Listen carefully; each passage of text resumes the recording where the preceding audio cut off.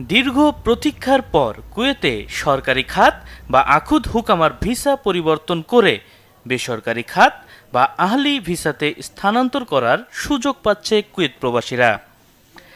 4 November থেকে মিলবে এই সুযোগ, তবে মানতে হবে কিছু শর্ত। কুয়েতে ভিসা ক্যাটাগরির মধ্যে আখুদ হুকামার প্রচলন সবচেয়ে বেশি। বাংলাদেশের 1/3 শ্রমিক কাজ করে এই ভিসায়, যেখানে অধিকাংশ প্রবাসীকে কাজ করতে হয় ক্লিনার কোম্পানিতে।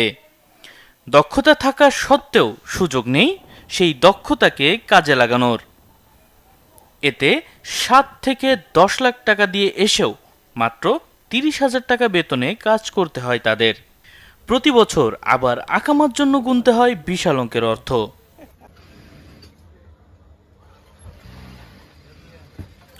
তবে এবার মিলবে আখুদ হুকামা বা সরকারি খাত থেকে আহলি বা বেসরকারি খাতে ভিসা পরিবর্তনের সুযোগ। 4 নভেম্বর থেকে এই সুবিধা পেতে যাচ্ছেন প্রবাসীরা।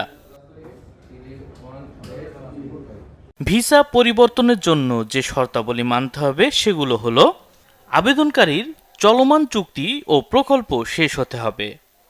চলমান চুক্তিতে একজন শ্রমিককে অবশ্যই 1 বছর সম্পূর্ণ করতে হবে।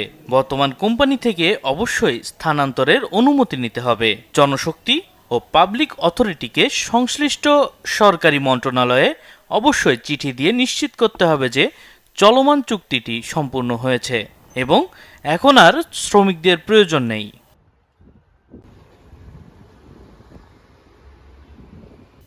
এছাড়া ভিসা স্থানান্তরের জন্য পরিশোধ করতে হবে 350 কুয়েতি দিনার।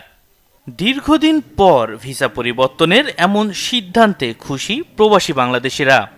আখুদ ভিসা থেকে আহলি ভিসায় পরিবর্তন করতে পারলে প্রবাসীরা নিজের ইচ্ছা অনুযায়ী কাজের সুযোগ পাবেন। এতে একদিকে যেমন তাদের আয় বাড়বে, অন্যদিকে বাড়বে দেশের রেমিট্যান্স।